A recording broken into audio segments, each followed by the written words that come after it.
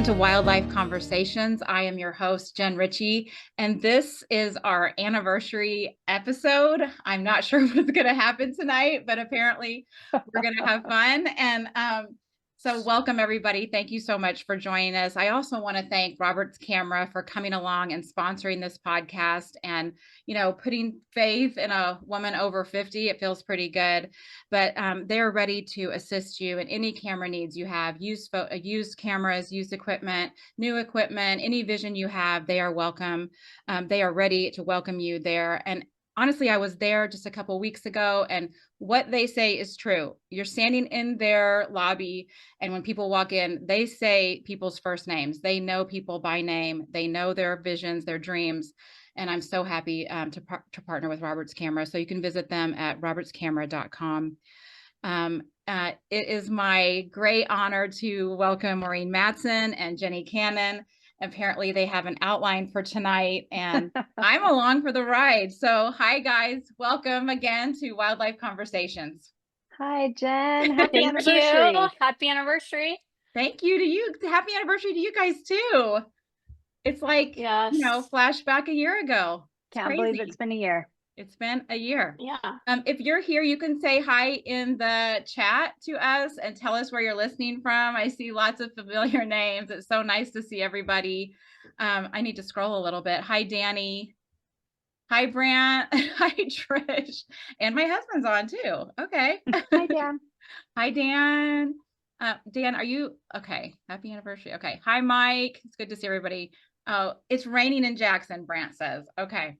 So it's raining in Blackfoot, Idaho too. Really? Brant. Yeah, we're getting the same storm too. as you. Oh, my brother is here. Hi, Johnny. My bro is here. And I want to say hi to my parents. My mom has been in the hospital today, and I know they're watching from the hospital room right now. So hi, Mom and Dad. I have the best parents in the world. I'm already going to start crying. So I want to welcome them and say hi to them too. So because they're the best. But anyway, it's been a great year, and I'm going to let you guys do what you need to do. This is weird. Okay. It is weird. We're turning the tables. We are turning the tables on you, Jen, but I'm just going to read. When Jen starts her podcast, she always highlights all the things about her guests and showcases everything they do. So I'm going to read a little bio about your host, Jen Ritchie. Jen Ritchie is a wildlife and portrait photographer based in West Lafayette, Indiana. She fell in love with the Rocky Mountains at 19 and has been traveling from the Midwest to the Mountain West for the last 30 years. Buying her first Canon DSLR in 2017, she developed a passion for capturing wild creatures and spaces, specifically Grand Teton National Park, Alaska, Banff, Colorado, and Indiana. Enamored by its grandeur, Jen has been traveling to the Tetons for the past 7 years to photograph its magnificent landscapes and wide-ranging wildlife in the spring, fall, and winter. She will lead her first workshops this October in the Grand Tetons. Her work has been featured in Orion Magazine, Magic in the Tetons, Wyoming Wildlife, local publications, and online hubs. Jen hosts wildlife photographers from around the world on Wildlife Conversations. Thank you, Jennie. So that's your host, Jen. I'm gonna start hiding my face. No, Jen, it's quite the bio. Yeah, it's so awesome. So we met and decided.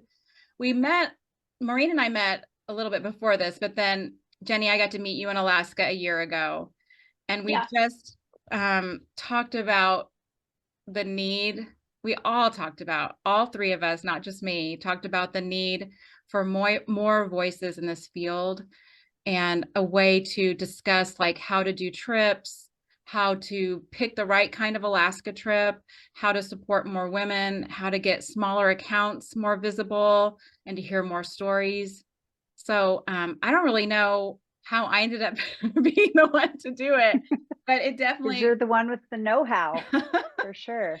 It was definitely all three of us who really felt that there was a need to do that. And so here we are a year later, and I think we're on like 31 episodes, amazing guests, and just so many amazing people that came on and shared their stories. So I'm so thankful for that. And So just really thankful. thankful for both of you for all the support. I tell you all the time that you guys are on the executive board. Like we have a real board, we don't. But this is a very like low budget, no frills, grassroots place for people to come and just hear good stories and kind of get out from the social media profile. So Yeah. No, we 100%. met in Anchorage after all three of us had spent a week in Alaska, and we met at 49th Street Brewery and yep. had dinner. We walked over, we walked to Kate and Adam's gallery and went to dinner We and did. sat down and you just had this idea to say there's got to be a way to bring more voices to this community who have amazing stories and experiences to share, and as three women who had just traveled to Alaska on their own, Mhm. you know, we knew that there were so many others who didn't know how to do it. Yeah. So where do you start? Like, Yeah. how do you get started on planning a trip like that by yourself or with a small group? Mhm. Anyway, and you had this, brain child idea. This is what needs to happen. We could do a podcast. You're like, I could do a podcast. We could do that. Yeah. Bring more voices to this community and share. Yeah. And share information, photography information, travel information. Yeah. Tips and tricks to what to do and how to do it. I think we all learned so much from that trip to Alaska. And I think the conversation came up because we were all a little frustrated that as we were looking for resources before we went, there was not really much out there to help us prepare for that trip. So now that we had information and had learned things while we were there, it was how do we disseminate this information and help those that are going to be in our space in the next coming years. Yeah. And for me, I was just throwing out the idea as somebody should do this. Yes. And Jen was like, I can do that. Oh, I was thinking that because Maureen put it in your stories. Perfect person. You put it in your I stories, did and that really started the conversation and put it out to the public. Maureen put it in her stories, and then I mentioned it, and like people started jumping on, like, yes, that sounds good. I want to be a part of it. I want to be a part of it. And I had been. But Jen, I think you are the perfect person to do it because you do have that background in English and in writing, and your husband Dan had the know-how of how to do these webinars, which I think is such a unique way to do it, to allow the public to be part of the conversation. Yeah. I mean, and you have a teenage son at home who has all the know-how and technology, right? Because let's face it, like we can operate our cameras pretty dang well, but ask me to know how to even like. I know. I was just telling you guys, podcast. He knows how to take the horizontal screen record and put it horizontal or whatever, vertical for a reel. And I'm like, that's his job. And it really has been a family affair. So, I mean, the first episode we had, I thought, oh, like 5 people are going to show up. And I don't remember the numbers that first time, but a lot of people actually showed up and we did it live and it was really fun. And so I thought we'll probably have like 3 or 4 of these. And it ended up like people really liked them. And I have to say that it was so refreshing to ask people, and there was no hesitation. It was, yes, I want to do it. Or like, are you serious? No one's ever asked me. I can't believe you're asking me. And it's like, yeah, that's exactly kind of how I felt as well. It's like, I mean, I don't want to be whiny about it. It's just like, you just start feeling invisible when you're listening to podcasts. There's the same guests over and over, the same men over and over again. And like when you suggest a podcast idea to a podcast, they say, oh yeah, we'd love to have that guy on or whatever. Yeah. So it's like, okay, like there are so many amazing stories and amazing things that people are doing that may not have 10,000 or more followers.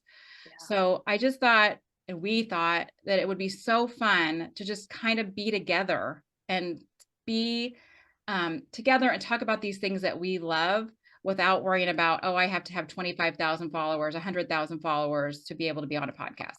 So I agree. It was a family affair. Yeah. And like, so the first few were kind of rough, but, you know, my husband will help me put the intro and outro on, and my son helps me do the reels, the vertical, you know, configuration of that. And another son helped me with sound for a while. So great. it is not perfect, and it's not meant to be. It is in that I think it's just what we needed, what the community needed. Jen, I want to stop you there because I do have a question about how you choose your guests and all of that, but I wanted to share a few comments from the community about the podcast and about you. The first one, our friend Brant, who I think is here tonight. Brant said, I love the variety of guests. It's a different format, and I appreciate Jen's dedication and consistency. I've also enjoyed watching how Jen spends her time in the Tetons. It's so inspiring. Thank you, Brant. He is so nice. Such a nice guy. Our friend Suba said, I've gotten to know so many photographers who I don't see via the Instagram algorithm. More importantly, I've found like-minded people. Also, not to say I don't enjoy listening to men on other podcasts, but Jen has a very warm, jovial, and agreeable way of hosting people on the podcast. And it's the podcast where we hear more women, which was one of the goals, I know. Yeah. I also love the speed round and Jen's hard work on preparing people's introduction and on the upcoming reels. Our friend Deidre said, I love hearing different voices in the scene. I adore that her podcast allows for different kinds of wildlife photographers to share their stories. It's a nice change of pace. I love this one. This is from Phoebe. She said, hello, I'm an amateur wildlife photographer from the Smoky Mountains in North Carolina, as well as a young woman trying to make a mark in the wildlife conservation and biology field. This podcast has been a welcoming place for me to listen to other amazing photographers and their journeys, passions, and advice. I think it's easy to feel discouraged in this field sometimes, but this podcast easily dismisses those worries for me. This community I am striving to become part of, and the podcast make me feel as if I'm already a valued member. That makes me like emotional. Oh my gosh, that's amazing. Phoebe goes on to say, amazing comments. Yes. Phoebe goes on to say, thank you to Jen and everyone else who has made the show happen. Yes, Phoebe is a young photographer in the Smoky Mountains and just wonderful work. And so are the other women, just wonderful work that they're doing. And I just love it because I think that was part of our goal with this idea was to include everybody and create this community, and you're doing it and people feel that. Chris said, I really love all the wonderful interviews, but I am most grateful for the connection with you and Carolina, which gave me the courage to go to South Africa in 2026, which will be the biggest trip of my life. See, that's amazing. Connecting people with amazing guides. That's so awesome. Yes. And the last one I have is from, oh, I don't have it on here. Shoot, I'm gonna have to find it. But it's from our friend Bill, and he just said that he is so appreciative of the community and that you've created a space for us to support and support each other. Yeah, that is so sweet. On the webinar chat, Michelle Osterhost has chimed in. Michelle she says, wait. I want to contribute. Jen is considerate, kind, and such a warm face and voice that she literally calms her guests with her presence. She is so good about championing our community and empowering us to be our best selves.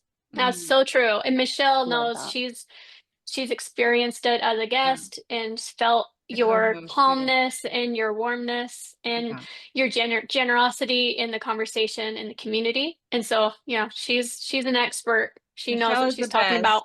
Yeah. And she's been a great co-host for me several times. So I know, right back at you, girl. She is so kind and sweet. So I really appreciate all of that. And I feel the same way about all of you. So, well, Jen, tell us kind of what your goals with the podcast were.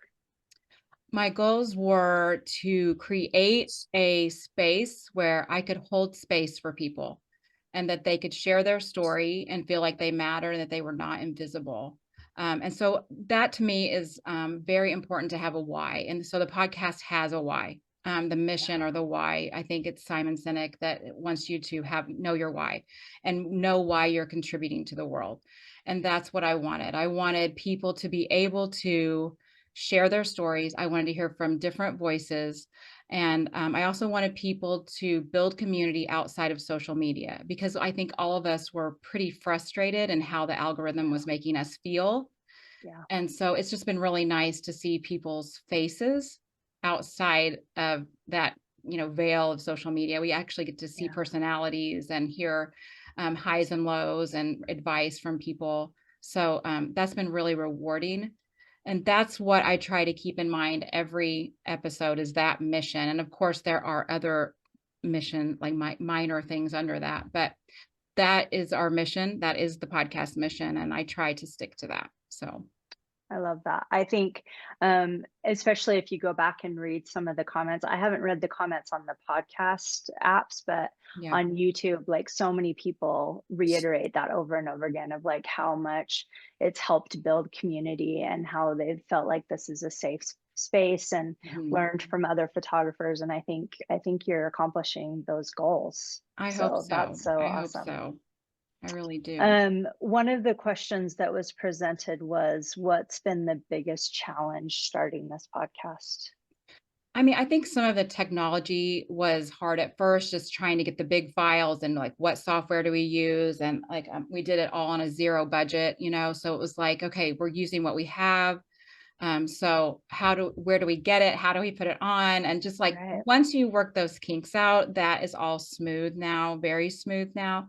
But there definitely was some screaming people the first, not the first episode, but once I decided, oh my gosh, I have to put an intro and outro on this, and make it look a little bit more professional. That first time we did that was, that was quite not funny. It's funny now, but it wasn't funny then. So at one point my son was like, step away from the computer. I'd been at it for 6 hours, and my son is in computer science. He walks downstairs. He's like, Mom, step away from the computer. But now that's very smooth. But I think, one of the biggest challenges for me is myself and the fear of it. And like being 51 years old and having to like put yourself out there when, young people are what, and like, you're going through midlife in front of everybody. So that is probably the biggest thing, is my own self, my doubts, and just putting myself out there. Cause I'm an introvert. I am shy. And so that is probably the hardest part, but it's worth it. It's totally worth it. And I think it's so important that women over 40 put their faces out there instead of hiding. And so that is my thing. It's like, well, you can't hide, because if we all hide, then we don't show the amazing things that are happening at this stage of our life. Like, I still feel like I'm 27, but I kind of took a break to raise kids, and I don't feel like I'm that much older than that. So you still look like you're 27. I mean, Well, Jen, I mean, I'm the perfect example of what you just said, because I mean, I am very introverted. Especially on these things, like, I do not put my face in stories. I'm way not confident enough for that. But you having me be on this podcast is the first time my husband was like, are you seriously going to be on a podcast? Because it's just not in my wheelhouse. I don't speak in public. I don't do stuff like that. But it's been it's inspiring for me to watch you do this and to put yourself out there and show all of these women and men, who you are, and that anybody can do anything, in this community. You set your mind to it, you can do it. You are hosting people this fall in the Tetons. I mean, come on.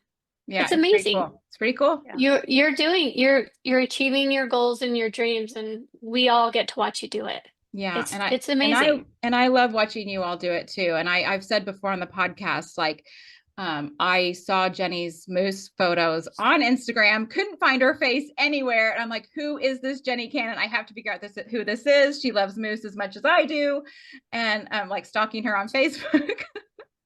And now we get to see you, and we get to see your beautiful work. So I love it. I love it. Now we're friends. This is what happens when you reach out and you Yeah. meet people in this community. I mean, you make friends. And I'm Absolutely. sitting here looking in the chat here, and Yeah. I'm writing people's names down because I'm like, oh, I do not know who this person is. So I'm just sitting here That's writing so names down sweet. from this Yes. chat so that I Yes. can look Yes. them up and Yes. follow them and see, you know, what their passions are and what they're doing. Yep. You know, because if they're on here, then they are like-minded people. If they're joining to watch a podcast like this, Yep. then they are your people. Yep. They want to learn from you and Yeah. figure out things, you know, what they love. So it's I pretty think great. it's so important that, you know, people realize it is a Wildlife Conversations family. And I do consider, like, every name that I see and I see over and over again, like, this is our family, this is our community. And then I'm a little possessive of people that have been on the podcast. Like, I feel like they're Yeah. my alum, and like, I love to share their work and keep supporting them. And I'm a little like a mama bear a little bit over people. So I'm sorry about that, everyone. But it's just really important to me. I don't want to just someone to be on and then I just throw them away. Like, it's like they really do mean something to me, and their story meant something to me. And it is a connection that I want to keep, you know, and want to keep going. For So sure. yeah. One of the questions that was asked was, what's the funnest thing you've learned? And I think that's one of the things, is like how badly everybody wants and needs this community. Yeah. They need that connection with each other. And I don't know if you guys have noticed this, but I've been with Jen a few times when this has happened, and that's why I bring this up, is people are so excited to see you out in the field and connect with you in person. And I think it does give a face and a voice of other people that are interested in the same things and passionate about the same things. But is there anything else, Jen, that's been really fun that you've learned through this process of doing the podcast? Oh, I mean, I have learned so much. I think funny is boonie cruising. When Tracy talked about boonie cruising, Yeah, I mean, I'm from a small town in Southern Illinois. There was definitely boozy crewing. I said that Boozy, was a okay, we know. Probably some Freudian of that slip. too. There was boonie cruising going on. Sorry, Mom and Dad. And so that just cracked me up, that phrase. And just like hearing people's stories, John Marriott talking about the wolves right next to him, and the grizzly right next to him, and his podcast with me, and reading his books and learning about all those things, just learning everybody's gifts. Everybody has a different gift and a different thing to teach me. So yeah, it's been, every episode is fun. Well, going off of that, so how do you decide on who you're going to have on the podcast and go about approaching them? That's pretty organic. It's usually people that I know a little bit. I feel like that makes me a little more comfortable. Or I know their work or their books. And so like I said before, a little bit shy. So to just cold call somebody or that I don't know at all is sometimes hard.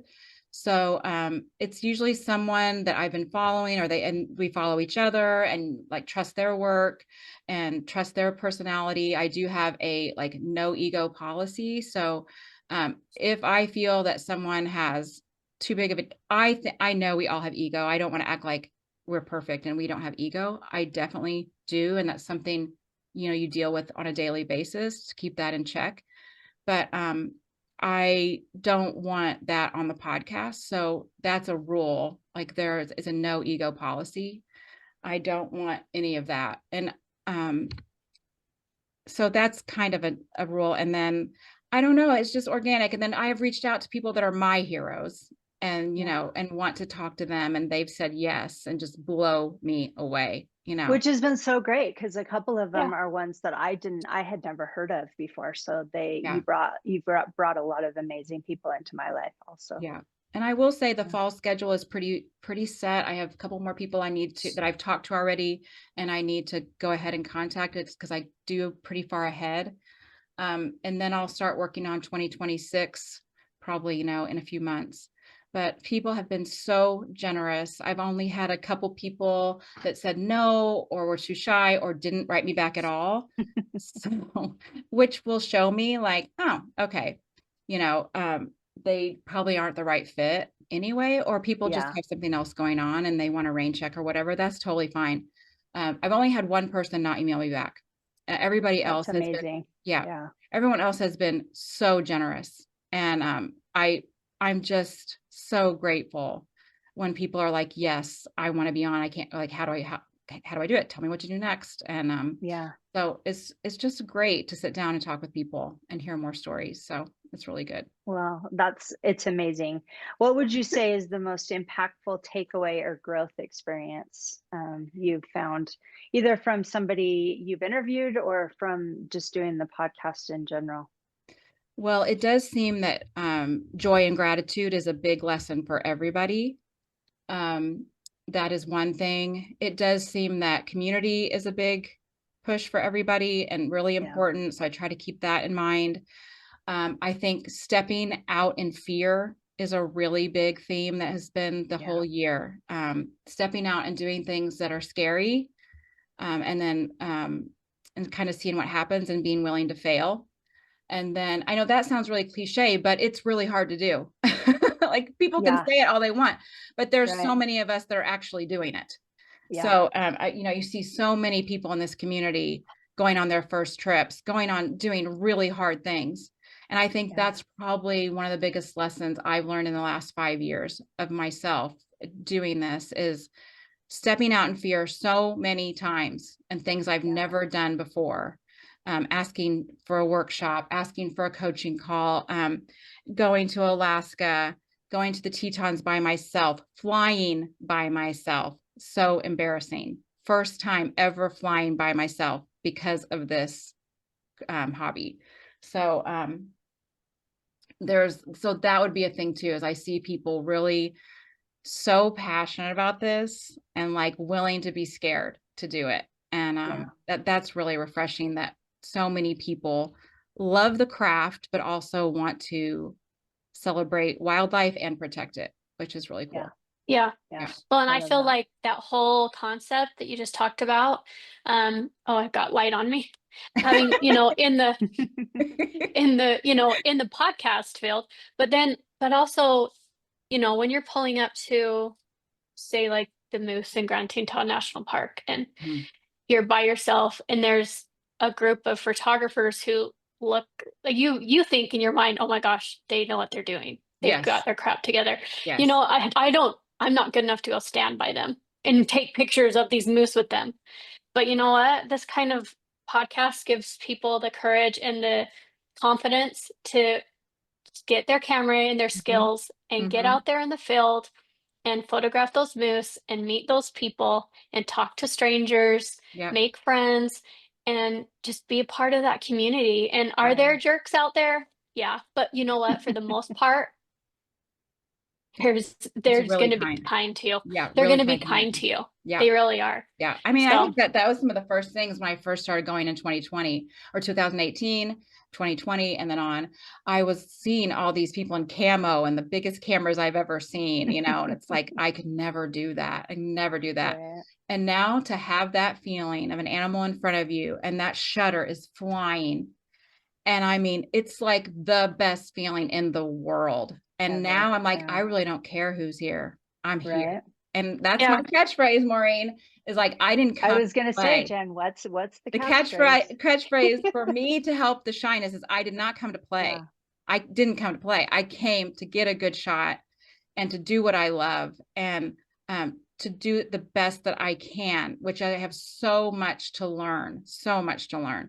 But to be the best that I can be in that moment for that animal, and for that whole moment, and to feel the feel of that camera and to feel that shutter just flying. It's like, I can't get enough. I can't get enough. And so that's another reason, like, who doesn't want to sit for an hour, hour and 20, hour and 50 sometimes on a podcast and talk about this amazing craft? I mean, it's just like, of course I would do that. Well, and I love, Jen, that you're giving a voice to that, because I think hearing from the community, not only are there lots of people in our stage of life that need that empowerment to know there's other women out there that are doing the same thing, but we've also learned from these younger kids that they need to see that that they can do it, and Yeah. that they can, you know, that they can do it well. I remember, I mean, I've been traveling by myself. I went to Europe for the first time by myself when I was 20. And I remember I've so many times through my life, I've had people say, "Oh, you're so brave. I can't believe you go do that," you know? And it's like, what else are you going to do? Stay Yeah. home? Right. Because Right. that's not an option. So That's exactly sometimes right. you just have to do it. And it is not done without fear. I don't think, no matter what the age, there's some fear involved. For me, at least there was. But I think that's part of the bravery. It's not that there's not fear behind it, but you step out and do it anyway, and hopefully help those others that want to do it along the way too. Yeah. So Yeah. I wanted to break in with a little story from Dan, your husband. Oh no. Oh Thank no. you This could for be bad. telling us, how did the, first of all, how did the catchphrase come to be? I think it's just because I need confidence, and Yeah. because I don't like being invisible and dismissed. So there's a part of me that will be shy and that will be like, I don't like, like whine about it. But there's another part of me that definitely has red hair and definitely is like, no, you Little didn't. spiciness. That's right. So then the spice, there's a combination of like needing to build courage and also just pulling out some of the spiciness that I have. But it's like, you know, when you're stomped over with the camo guys and you're like all that. And I'm like, no, I didn't come to play. I'm here too. And I'm going to Yeah. do this too. So I that's love that. I think we could all use that catchphrase. Okay, well, I just wanted to go back to your humble beginnings here. Your sweet husband Dan Oh contributed no. this. Oh no. Okay, guys, I'll get ready. let you have some input in this, but he says in 2017 we took a big family trip to the Tetons in Yellowstone. We were coming back from Yellowstone after a long day with 5 kids in the van. I wound up in the very back 3rd row, which, Dan, good on you. That's where I like to be, in my car. I don't remember without my kids. He has the year wrong for sure. It's 2018. Is it 18? Okay, he may have corrected himself later on, and I forgot to correct it in here. No. Anyway, he said we came upon Blondie and her kois. Yeah. One would have been Fritter, which is 1063 for those of you in the Tetons. Jen was beyond excited, as were the kids. We had a newer Honda Odyssey with electric gear shift. I can remember her yelling, "I can't figure out how to get this crazy car in park. I gotta go." And Dan says, and I'm like, hazards, doors? Fortunately, the car auto shifts into park when you open the driver's door, but she was gone. Door flung open, left wide open, the car on. The other kid in the front seat took off too. He said, I finally came out of the back, started closing doors, and parked the van legally in this massive bear jam. That started it all. She was hooked and wanted a better lens and camera gear and wanted to do this for the rest of her life. She loved capturing Blondie and her kois on camera. Still to this day, I ask, was it a throw open the doors and leave the car running exciting?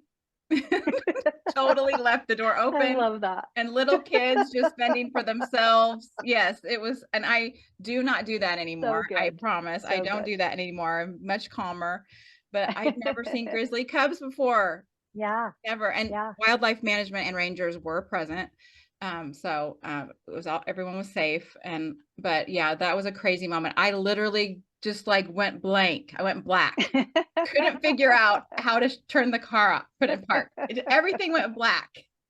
So I think it makes you understand a little bit better the people that we see in those bear jams who are frozen in the moment, who have not seen a grizzly before. It really does. And everybody's like, keep driving, keep doing this. And it's like, but I remember that moment, the first time you see a bear and you just kind of freeze and don't know what to do. So yeah, I think, in 2000, I mean, not 2000, because I'm way too old for that, but in high school, I got to go with my youth group, church youth group, to Gunnison, Colorado. And I had done 4 years, and I was the college helper then this year. And it was our first time going to Colorado instead of Florida for this church camp. And I was hooked. From then on, I wanted to be in the mountains at any chance I could. And then Dan and I met and married very young and started the same passion of going out to Estes Park And then the kids came, and so we took them to Estes Park every year. And so, you know, with a Canon point and shoot, you're not getting the moose that are coming out of the water. You're not getting the bears. But that love started then, and the journaling and like logging everything that I was seeing, that all started then and just built till in 2017. I took my son, Ethan, I think he was 17. We got to go by ourselves to Estes and to Rocky Mountain National Park. And we saw two of the biggest bulls, and I couldn't get anything. You know, I had a little Canon point power shot thing, and and we were going to Banff that same year. And so I just had enough. And that was when I finally decided I got to spend some money on myself and get this camera I've always wanted to have. Do I wish I would have gotten it sooner? Sure. But I don't know that it all would have come together the way it did. Right. So yeah. So fast forward to 2020. Tell us what happened. Oh dear. So 2020, we were supposed to go to Rocky Mountain, and, you know, everybody knows what happened in 2020. And so Rocky Mountain shuts down, needs reservations, all this stuff, but the Tetons were open, and we knew 399 had the quads. So, and everything was like slash prices, and, you know, with a family of 7, it's expensive. So we decided we would drive out and see the quads. And it happened at the last minute that Steve Mathis had a private workshop available. And so I think maybe the 4th day into our week, I met Steve and went to Schwabacher and did a whole workshop with him. And that basically changed my whole life. So. And how did that workshop go? I knew there was that workshop started off a little rocky. My camera froze. I had a Canon 5D Mark IV, I think, with the Tamron 150-600 on it. And it froze right at sunrise. I think I had a 24-70 on at the time. Steve had the tripod set up, everything, and the camera froze. And he tells me, I think your shutter's stuck, your mirror's stuck, or whatever's in there now. Your worst nightmare. Yeah, worst nightmare. Have I ever spent money on myself like that? Absolutely not. So it was like, he's turned towards the Grand. I'm behind him, freaking out, like full on panic attack behind him. And he says, do you have an iPhone? And I'm like, I just want to be a wildlife photographer so bad. And like, you're asking me if I have an iPhone, you know? So it turned out, thankfully, Dan ran, as we were standing there trying to figure it out, Dan ran back to our car, got a new battery. We switched out the battery, and everything worked for the rest of the time. I don't think I got that panic attack to settle down until after we shot all of Mormon Row. And then moved on for the morning. But it was I was already terrified. So I was going to say, Dan says, I was literally praying as I was walking back with the batteries, Lord, please have this battery be the solution to fix this.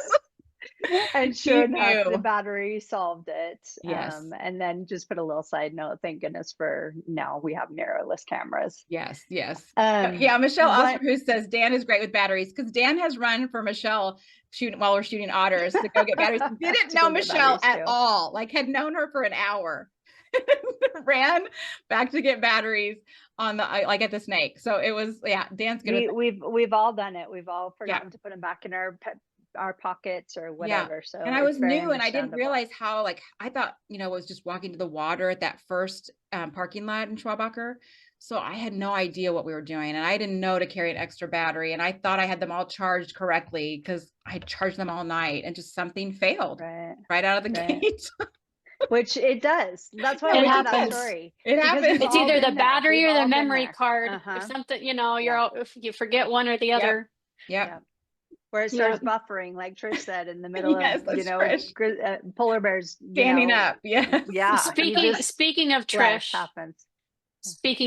Hennessy, she says, Jen, first of all, I want you to know you rock. Oh, she does. My life is better because I crossed your path. Thank you for the community you built for all of us. Same. She's awesome. Trisha's awesome. Love that.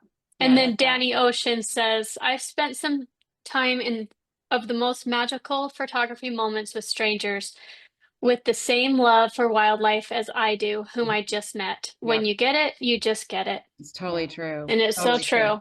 Thanks, Danny. She is so It's so sweet. true. Yep. One of the things, Jen, that you brought up is finding a mentor. Mm-hmm. And this is what Dan says. He says, I can't underestimate the value in having a mentor or coach in your corner. Steve definitely helped Jane gain greater technical skill and confidence as she grew in this field. Jen became a voracious learner. She consumed all of Steve's YouTube videos, Martin Helmer's YouTube videos, even took a master class from Tom Mangelson. He says, I remember running into him in a bear jam for $3.99, and Jen introduces herself to him and says, I just took your masterclass on the way out. Thanks so much for doing that. Tom hilariously, in his little gravelly voice, says, oh, thanks. Was it any good? She consumed David Duchemin's books and John Marriott's books, online courses from Sue Bryce on portrait and studio work, and all kinds of learning. She wanted to learn so much about the craft and to be a pro, and she didn't come to play, she kept saying. I love that. I love that. And it shows, because people kept mentioning over and over again, like, you have so much background data on a lot of the photographers that you have interviewed, and that has to be part of the lifelong learning that you've been doing with your field, which definitely is going to improve your craft, but one of the first steps was getting a mentor. So tell me what that's meant to you. Oh, goodness. Well, Steve and I had that first time in 2020 in June. And I remembered him saying, I do coaching for people who do workshops with me. I think now he does more coaching than that. But back then it was, if you do a workshop with me, yeah, I'll do some coaching. And so I went several months, struggling and scared to reach out to him, and then finally reached out to him. And I need to have some follow-up questions from some of the stuff that we learned. And so that started probably, I don't know how many calls a year we would do. Every 3 or 4 months, I would make a list of questions I had. So I didn't want to bother him too much, but then I would have a whole Google Doc full of questions, like 5 to 7 questions. And some of those had images with them. And, what does this mean? And how do I do this? And so he would walk through that whole list with me and teach me, basically from my mistakes, or, just helping me get better and better and better. And so if I didn't have that here locally, really, I had really nice photographers that taught me about, the L series lenses, the professional lenses that were supportive. And I really treasure some of my relationships with people here in town, but it's hard in Indiana to get get wildlife. Get wildlife coaching. So what Steve did for me is like I said, life changing. And now I consider him a dear friend, and am so thankful for everything that he's taught me. And so I've done many workshops with him, and many coaching calls. And then he's going to help me in the fall. He's going to guide alongside me in the fall to help me, to learn. I want to be a good guide. I don't want to be just throwing it out there. This means a lot to me. So, so it's meant everything. It's meant everything. And so I would encourage people to find someone like that, that doesn't criticize you, that is kind to you when they look at your work. Like he used to just say, what do you love about this image? Yeah. And I've also heard which is how it should be in art, yes, because it is so subjective, and we're all going to have our own style. Yeah. And then you can build from there. And I've heard Siler Peralta Ramos say, well, let me see the original image, and then let me see what you did, and so kind and caring. And so find someone like that will build on your strengths and not tear you down. And that's what I felt like both of them have done, but Steve, for a long time now. So, and I can still, he's kind of cut me loose on that last couple of years, but if I have something that's really important to me and I still would like his feedback, he still will do that for me, which is really nice. And of course we still wasn't it like on Suba's episode, on her podcast episode, I think you talked a little bit about mentorships. Yes, we did. And so if anybody wants to hear a little more about that with Suba talking about that as well. I remember you guys talking with her about that. Yeah. But So I something think I learned Danny, from Steve talking, yeah, something I learned from Steve's episode as well is he asked, instead of like, how do you want it to look? He's like, how do you want this photo to feel yeah, yeah, when you're editing? Like when you're editing, how do you want it to feel? And yeah. I had never really thought about that. I'm more of a visual person. Mhm. And so that's really stayed with me. Like when I'm editing, how do I want this to feel when people Yeah, look at it? Not just how do I want it to look. yeah. And when you look at his So you work, you learn get it. so much. Yeah, Yeah, I mean, really, yeah, it makes so much sense to me yeah, now, like when I'm editing, that it's not just how you want it to look, it's how do you want it to feel and how people feel looking at it. Yeah. yeah, So Yeah. yeah. it's pretty great. Well, So I love that you've had that connection because I never had a mentor. Right, right. You know, so I feel like when you don't have a mentor, you're kind of reinventing the wheel because you just have to figure everything out for yourself. Yeah, I was gonna ask, how are you paying it forward and how do people find a mentor? And actually Danny Ocean is asking. just yeah, got on and said, how do we find a mentor? Just find someone's work that we like and message them. More deets, please. So I think everybody would like to hear a little bit more about that. Do you offer mentoring yourself, Jen? I do offer mentoring. It has not gotten off the ground. I was going to say that I'm just like everybody else. I'm cobbling things together. I'm a portrait photographer here in town, and that has been very slow this year. I'm not sure what's going on. And then, you know, working prints, working the podcast, working like the guiding the tours this fall, working for another photographer, another wildlife photographer. So, and even all that doesn't even really create a part-time income. So I totally understand everybody cobbling things together, but I Yep. do mentor if someone wants to do that with me. And I would suggest looking at their website, looking to see if they offer it. It is often an entryway to doing a bigger workshop with them. I mean, you could go the opposite way. You could do a full workshop with them, in-person workshop with them, and then do mentoring like I did, or you could see if they offer coaching calls online first. I would ask other people as well, because as we've Yeah. learned over this last year, there are people that you may not get the best feedback from or kind feedback from. So you could Yeah. ask other people like who's good to be kind and really help me with my work. Yeah. So I would look at, and then I would message people and ask, do you Yeah. mentor and how much is Yeah. it and how long? And make sure you have that in concrete, like you know the Yeah. parameters. And I would definitely come at it organized. That has been my thing. I don't want to waste someone's time.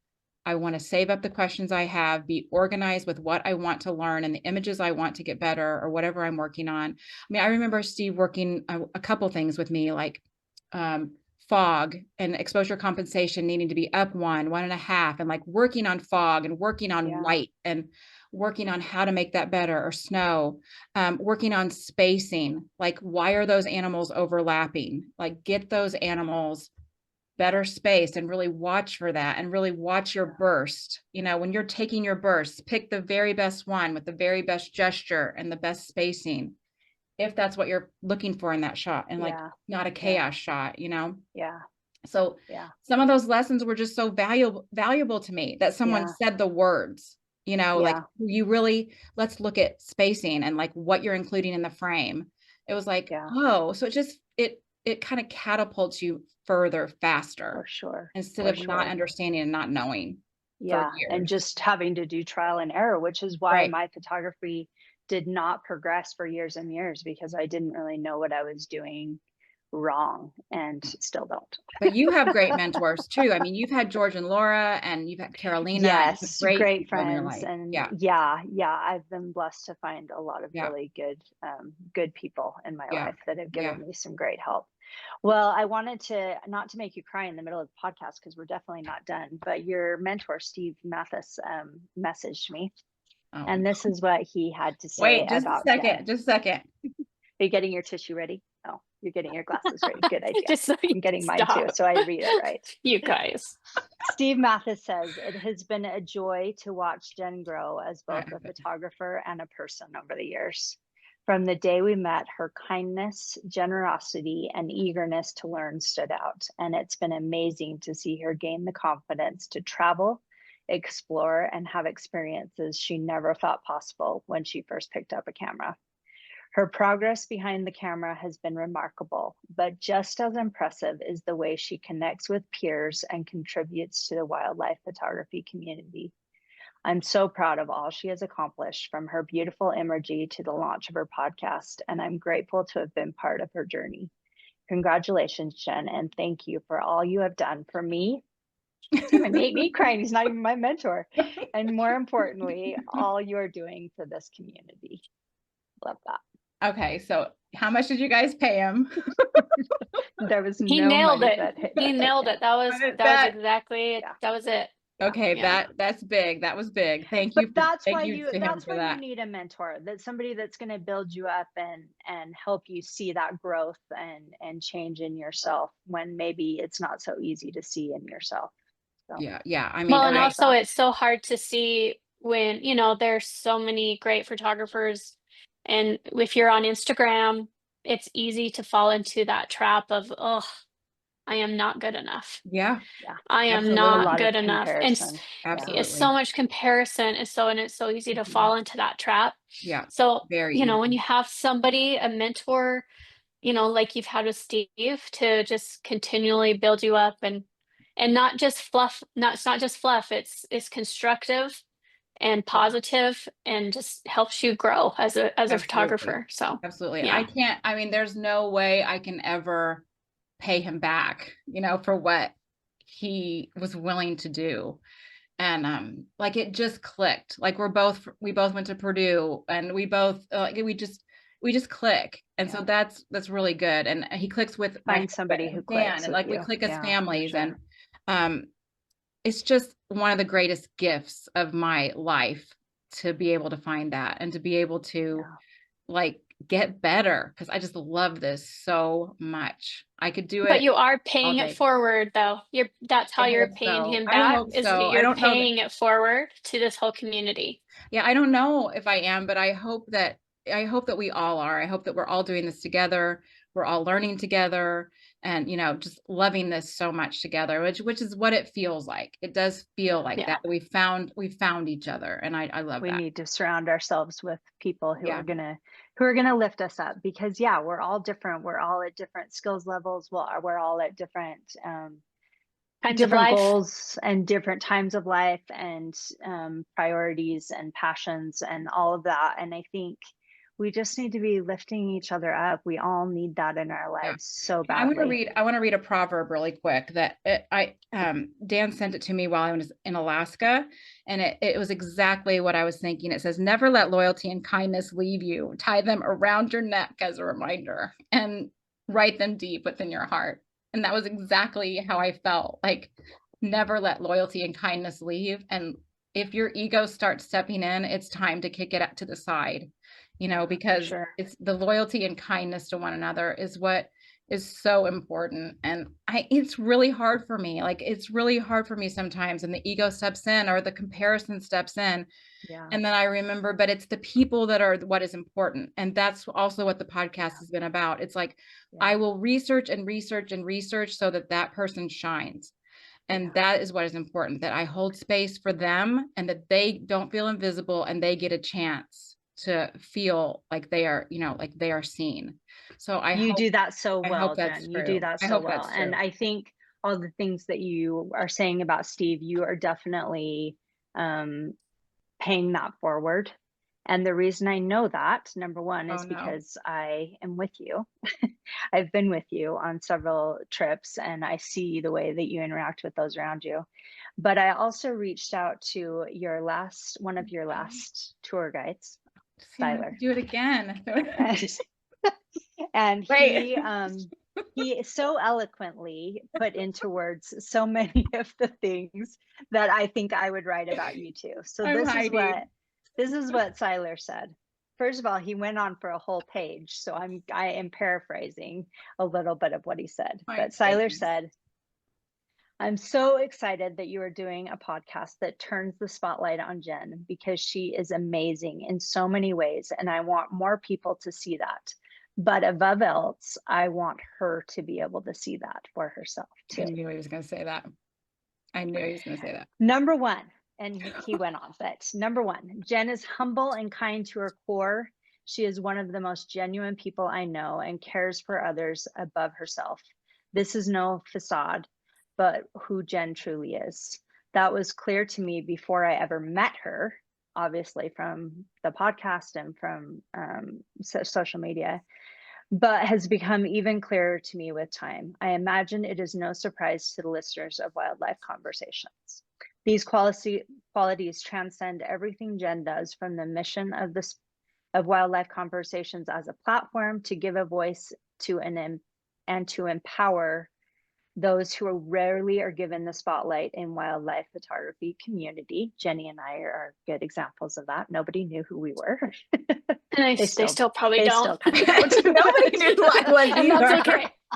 That's all right. It's not about me. Okay. But also to her love for wildlife that is imbued into her images. He's going to make me use my thesaurus to look up some of these things. She is extremely talented herself, and yet you will never find her tooting her own horn, putting others down, or being unwilling to learn from others. She has a way of making everyone around her feel seen, welcomed, and feel like they are worthy. I know she doesn't think so, but she is making a difference and helping to center kindness at the heart of the wildlife photography community, and it is so needed. He also says Jen is determined. In Alaska this spring, we faced the toughest of conditions with unusually raining weather, but Jen never complained and was always grateful and excited to get into the field, no matter what challenges nature threw at her. She approaches everything with a positive attitude, no matter the circumstances. He also says Jen feels emotions deeply. This quality is one that is often undervalued in our culture, but one that, in my view, is so special. We are often taught to hide emotions, but the best wildlife photography requires a deep love and gratitude for the time and space we share in the presence of animals. I believe this quality shines through in Jen's images. Not only does it make her a better artist, but Jen's willingness to show how much she cares is disarming and helps all around her feel their emotions as well. And then he went on to share kind of that experience that you shared with just giving him permission to feel some emotion too. Oh, yes, yes. He says, lastly, Jen is an extremely talented photographer in her own right. She spends so much of her time boosting others that she doesn't often give herself enough credit for the inspiring portfolio she has to share with the world. She has a style of composition and processing that is uniquely her own, and I hope everyone listening will check out some of her work. You know that I Amen. I am. That was awesome. He got to know the real Jen in just 5 days. He knows you. Yeah. But I have to say, I am not always humble, kind, and perfect. I am not. Sure I am not. So I'm not.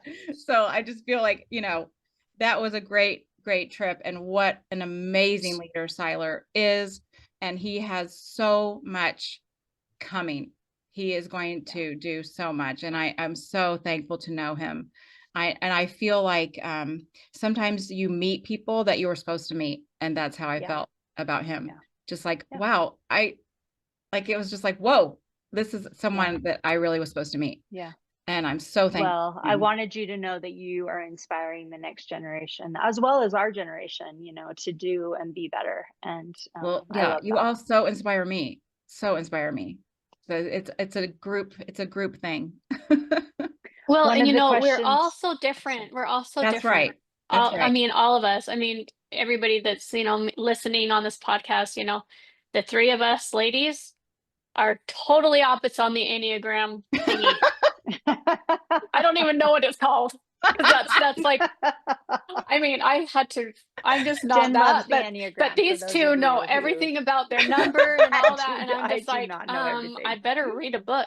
But I mean, we're so different. We're so different in our personalities and everything, but yet we come together in this community and we need each other. Yeah. And that's how I think everybody that joins this podcast every episode or comments on your stories or whatever, they're in it. Yeah. So yeah, it's good. Absolutely. Really good. Yeah. Yeah. All right, what else are you gonna hit me in the with? chat, or should I hit you with some more questions here? I don't know. If people have questions for any of us, for the Michelle Osterhus, I see her jumping up on here with lots of comments. My eyelashes are having hot flashes. That is hilarious, Michelle.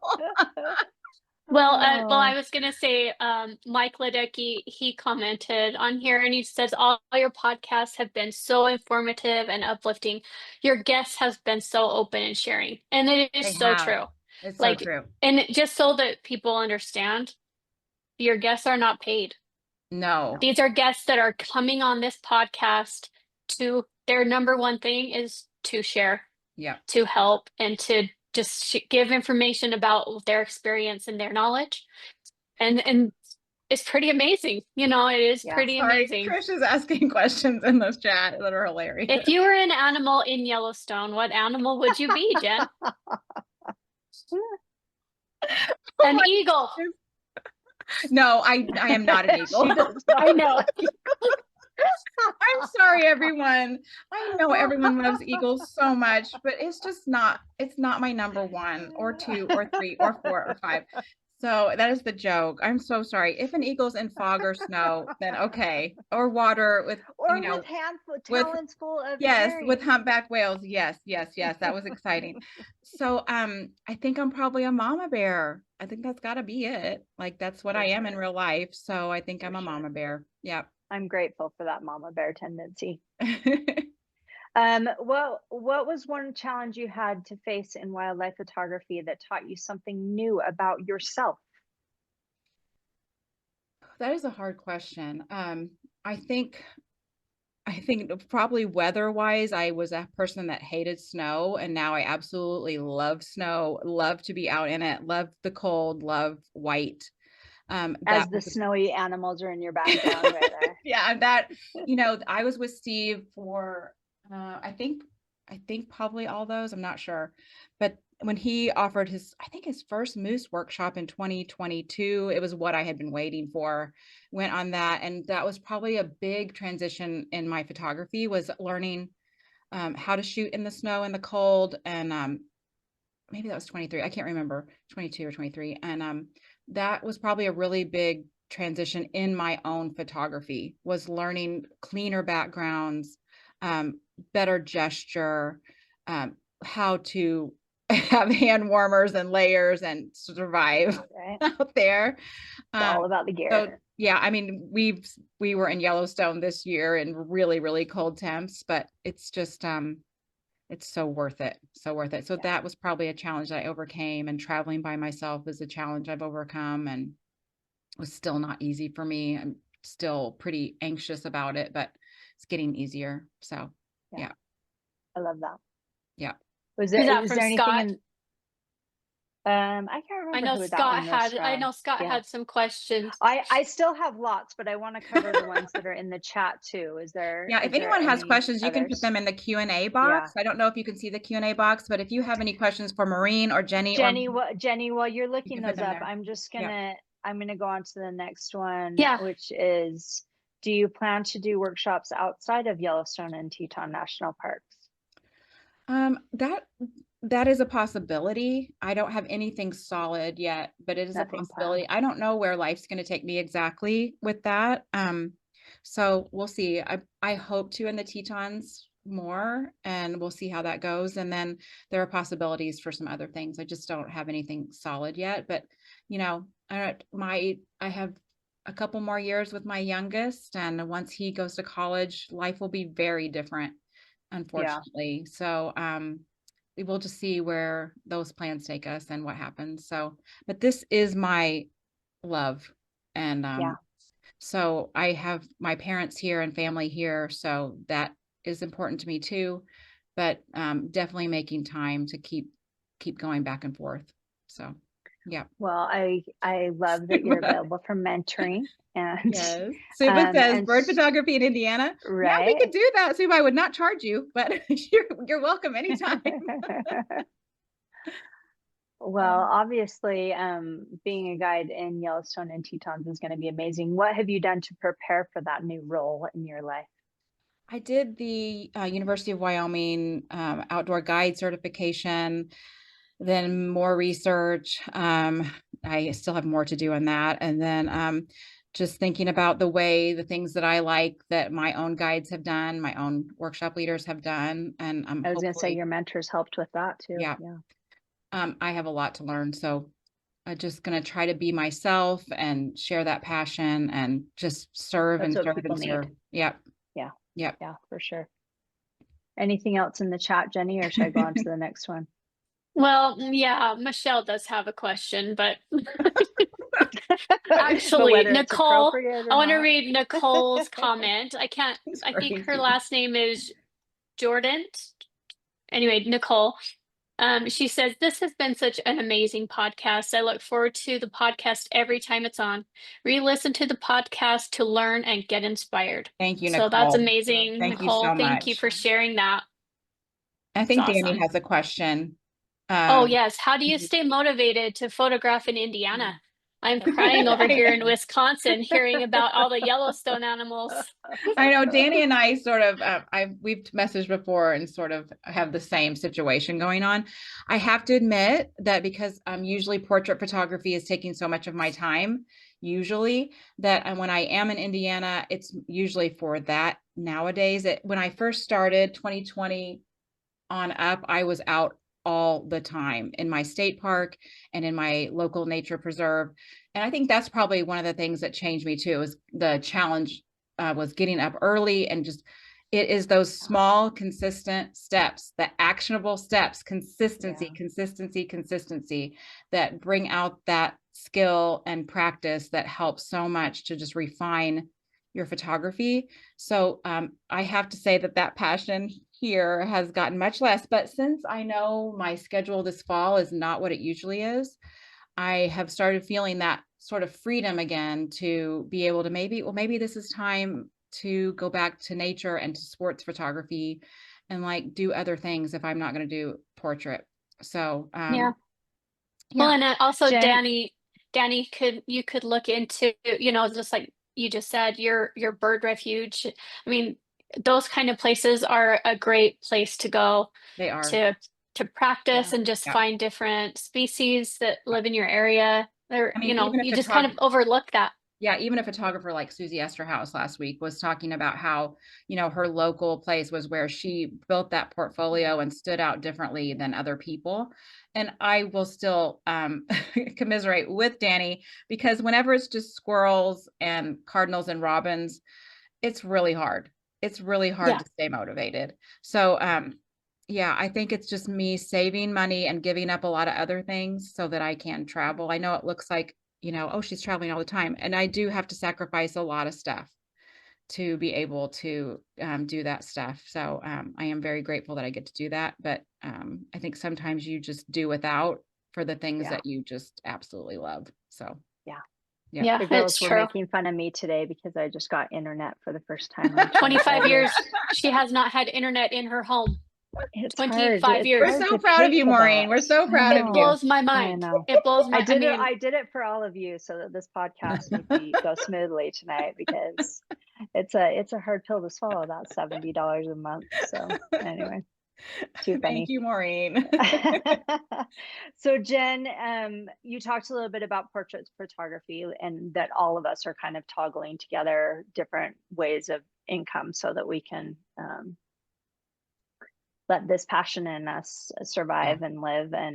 And did portrait photography become before wildlife photography, or was it kind of a train to get to wildlife photography? No, I definitely started a public nature Jen Ritchie photography page first in 2019 after having, I think when I got the 5D Mark IV, I felt like that was a more professional camera and I could finally make a page.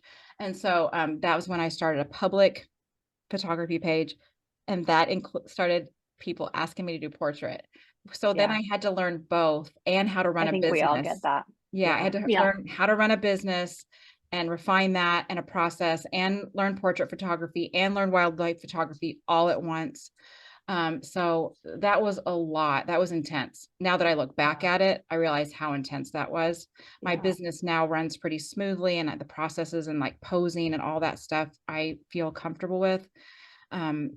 But it definitely did not come first. It definitely was wildlife first. And, you know, but then when you want to keep doing this and you know how expensive the lenses are, it's like, I have to teach myself this and learn and learn to do it. So I think Jenny and I can relate to that because I mean, I do portrait photography, but I definitely don't love it. And it is a whole different it's a whole different deal. wheelhouse. Yeah. And there's a huge learning curve between doing the two. And I think people don't realize that at first. Like, oh, you take pictures of moose and bison, you can take a picture of my family. And it's like, oh, no. Like it's totally different. Does not translate at all. And I have to say, like, one thing I really do love is building. I love building things. And I didn't know I could do that. I didn't know I could build. I didn't know I could sell. And so that has been a real lesson in the last 5 years too, is how to build a business, how to build Google reviews, like how to build service, and how to build a print store, and like an email list, how to build an email list, how to social media, how to market well.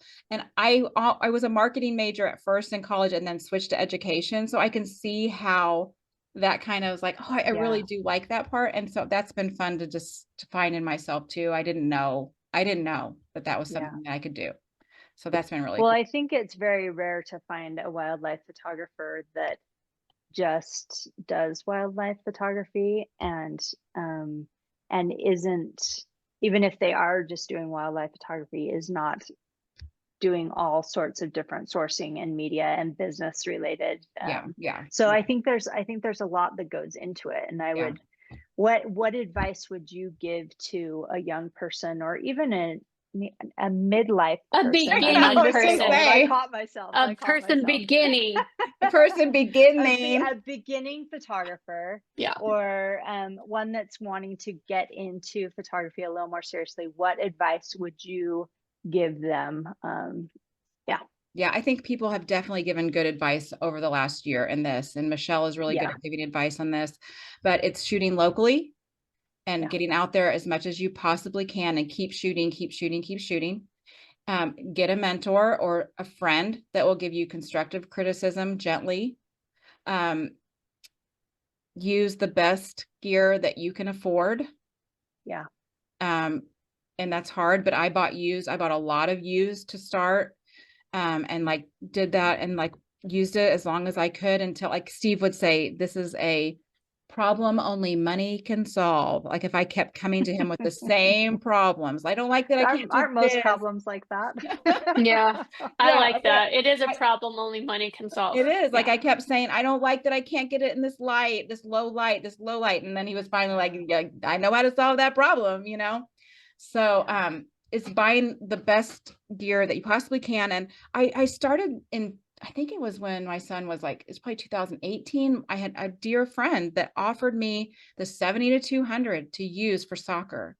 And she doesn't know. I mean, I don't think she realized what a big deal that was for me. I was using the cheaper 70-300, which could not do low light. It was not a professional lens. She just let me borrow that lens. That's not a cheap lens. She let me borrow that to put on my Rebel. Amazing. And I realized what a lens could do. And that encouraged me to buy my own used 70-200 and keep practicing, even at sports, and watching how that light changed, and watching how gesture and action and the sweat of the hair and all that stuff. And it's so similar to wildlife photography, sports photography can be. So just like using that to practice and like. And I've heard that a lot, that lens over camera body. Like if you get that right lens, you can do it on I can't believe what that Rebel did with that 70-200. Like, I mean, just beautiful soccer gestures of guys playing like intense, you know, positions and like things like that. It was so cool. Yeah. And before you buy, rent. I was going to say that too. Definitely rent. Idea too. Rent a lens or a camera body before you purchase it. You know, especially if it's a $2,000, $2,500 lens, whatever.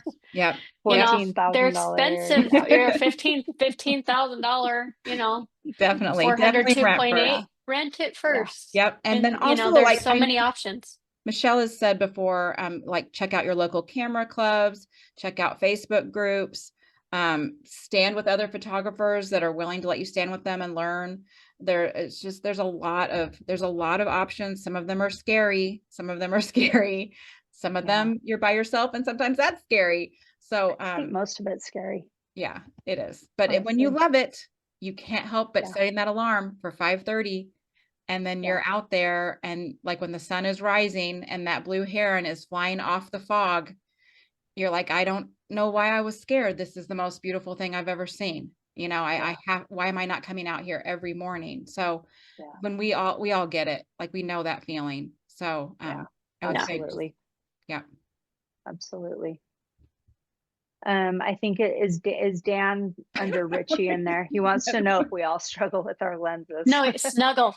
Oh, snuggle. Oh, yes, yes, yes. He wants to know if we snuggle with our lenses. He's referencing this, and Steve talked about it in a video too, referencing it, because the first time I rented a 400, I said to Steve that I was sleeping with it in the bed. Well, I really do sleep with mine in the Jeep. That's true. You do. I don't snuggle with it, but I do sleep with it. Oh, goodness. Oh, gosh. Okay. So, Jen, well, this has been awesome. I'm going to ask you a few of the speed round questions that you ask other people. So, what gear do you shoot with? I am a Canon shooter. I have two R5s. I have the 24 to 70, 70 to 200, 24 to 105, 100 to 500, and the 400 to 8, which is my favorite. What's your favorite? That's your favorite. Yeah, she's my girl. What's something in your camera bag that you could not live without? Recently, definitely the microfiber, or like really dense cloths that are wiping off and protecting. Like in Alaska, it was raining the whole time, and probably the disposable rain covers too for those. And I mean, those two things I could not have done without. Indispensable. Yeah, a rag and a rain cover for sure. Yeah. One of the questions was, what's your favorite snack when you're out shooting? Yeah. Which is a little different take on, because you usually do, what do you eat when you are home editing? So yeah, which one? So my favorite feeling in the world is to get up early and make my way up north and finally get to Coulter Bay and walk in, or Dan walks in, he would say, or I would, it depends, getting braver, and getting a hot tea and being like dirty and filthy from being on the ground shooting all morning, and grabbing a hot tea. And sometimes we'll get one of the nasty breakfast sandwiches and put them in the microwave. And they're not nasty. They're not nasty. They're not that nasty. They do taste good on a cold fall morning. And for me, in my gear, in my whatever clothes, my guide pants, that is the best feeling in the world to me. Yeah. Tell me, what's next for you? What's next for me is Tetons in the fall. And then next year is pretty wide open. I'm hoping to do a spring and fall trip in the Tetons again. I'm hoping for some kind of winter photography. Because the portrait photography is for some reason low, it will probably cancel my December trip to the Tetons. But and I really, so get on Jen's website and sign up for some portrait sessions, or it's for her to be your mentor. That no. Jen get out it will. I think people are just scared right now to spend on extra things, and so that's okay. I'm trying to see it as like when, and my dad encouraged me this too. Sometimes things are just lower. That sometimes these are times to look at things a different way and do different things. So that's fine with me. And I kind of have been too busy. And so I'll get to enjoy football season with my high schooler and enjoy him. And so I'm totally seeing it as a blessing. Yeah, and, for sure. And maybe it's okay. I already have done several trips this year, but I hope to go back to Alaska to do spring bears and fishing bears. And I still have favorite places. I know I'm kind of in a rut, but I just have favorite places. Yeah. I think we all do. Yeah. Yeah. Carrie Jones Jen, asks, oh, do you are got Carrie's? member? Okay. Oh, sorry. Yeah. You go ahead, Jennie. No, you do Why it. don't you ask it? No, Oh, well, I've asked so Carrie many. You Jones ask. just asked, are you a member or a part of any organization, online communities that focus on wildlife photography? I'm really not. I am part of Women Capture Magic with Kristen Ryan. She runs a group like that. And I am not part of anything else. No, I don't think I am. Am I? I don't think so. You are leading your own Women I have Capture been in and Magic out. I here. have been in and out of some other ones. Yeah. But right now, currently, I am not. Yeah. I Okay. know one thing that's very important to you is the creative process. Yep. You want to? So tell me what you're doing to keep that creative process going. Oh, goodness. You know, reading has always been important to me. I should do more of that. Actually, I started writing a book in 2015 and joined a writing group. That was probably the start of me giving myself permission to be a creative, the Lafayette Writers Studio, and had a group of 6 people that we stayed together for about a year and a half, where we had to read and critique our work. And so to just give myself permission that I could do it. And photography was coming along at the same time. And so that's probably the most important thing for me, is reading, writing, my camera. And I just think that sometimes some people are really inspiring to read. So I try to, like, this podcast is so inspiring to me. People that I meet, it's just fueled That's me what and I thought taught too. me So so many much, inspiring like people. so many inspiring people, that it's so humbling to see what people know and to see what people have accomplished. It's just, I'm so proud of what people have done. Just talking to Susie last week, and the bravery the last decades that she's done. I mean, as a person that is not old at all, she's accomplished so much. It really is amazing. It's amazing. It is. It's Just so listen to her inspiring to me. podcast.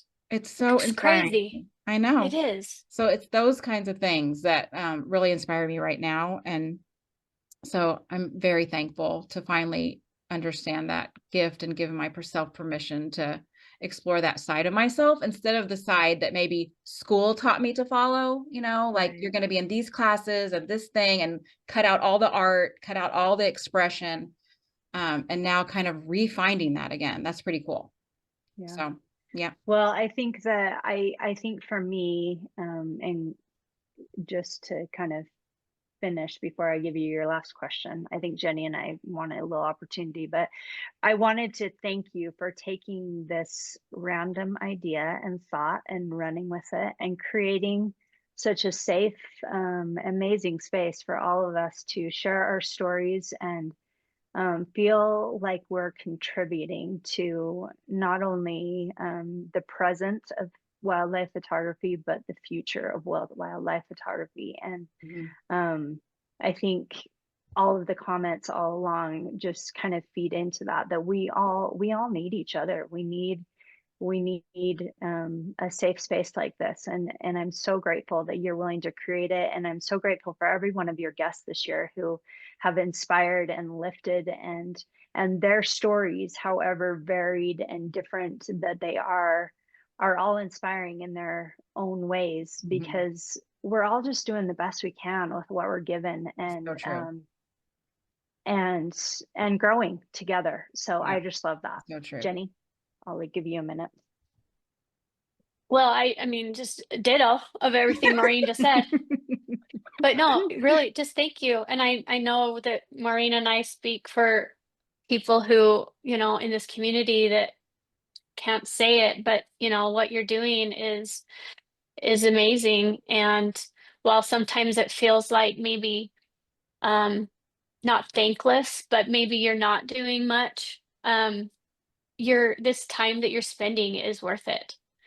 What It's you're so doing important. is so important to so many people, and it's just an awesome platform that you've created, and you're putting out there, you're putting yourself out there and showing all of these other women our age or younger or older, Yeah.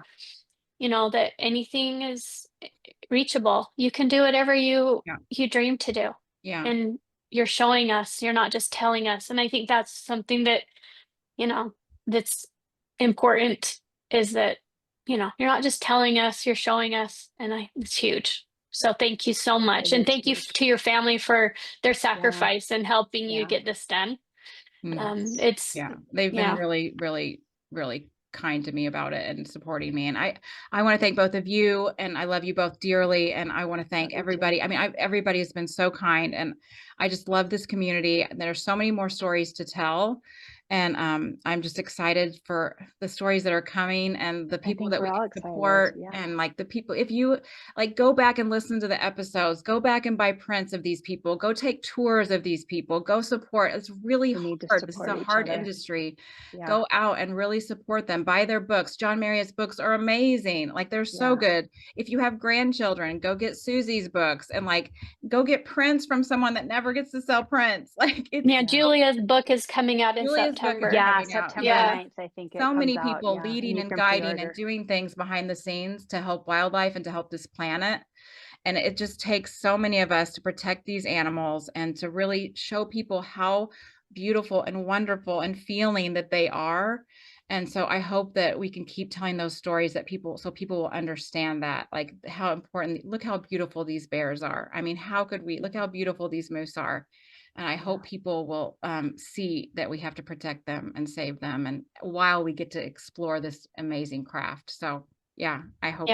Thank you guys so much. It's been, well, Jen, I hope you can read. Do you get to see these things in the chat afterwards? Because everybody's just thank you so much, everybody. Yeah, lots of love and gratitude. You guys are so sweet for this community. Yeah, Kathy. Thank you so much. Thank you. Thank you, Brant. Thank you, Kathy. Thank you, Mike. Thank you, Pamela. You, they're all just Danny, saying thank you. My brother, awesome. John, thank you guys so much. I have the best family. So my brother John is an amazing artist. And so just to be inspired to be able to be creative like him is so important to me. Thank you, Suba. Well, Jen, you're making a difference in this world. And I hope, if nothing else, that this episode helps you remember that. Oh, thank you. Thank you so much. I'll be able to treasure this anytime that I need a pick me up. You guys spoiled me so much. And I'm really excited about the fall schedule. We've got great people coming up. Riley Jensen is coming up. Amy Ames is coming up. Erica and Doug Reddig are coming up, and lots more people. So lots more stories coming. And just remember to register for the podcast. I know it's like kind of tough to register for live ones, but it means a lot when I see your names on the list. And we will have a giveaway coming. We'll announce that on Friday for anyone that registered. A $50 Roberts Camera gift card is coming to you. You can find Roberts Camera at robertscamera.com. They have been so supportive of me. So I just thank you all very much. Jennie, do you have a final word or Maureen? I just want to thank everybody that logged onto this podcast today. Thank you for being here. Thank you for supporting Jen and this podcast. It means a lot to Jen to have to see these people logged in and watching live. It does. And then to put it out there on all the different live streams or podcast apps and stuff. It means a lot to Jen, and it's such a great inspirational podcast. So thank you, Jen, so much. Jennie. Thank you, Maureen. Thank you, everybody, for joining us. And I love you guys too. And thanks so much, everybody. Great year. Here's to another great year and all the adventures we will have. Absolutely. Okay, thanks so much, everybody. I can't wait to read through all these comments afterward, but thank you so much. And I'll see you. Thanks, everybody. I think we're meeting. I can't remember the next date, but we're skipping next Tuesday and Wednesday. We're going to the next week. So I'll have everything online. So thanks, everybody, so much. We'll see you on the next one. Bye.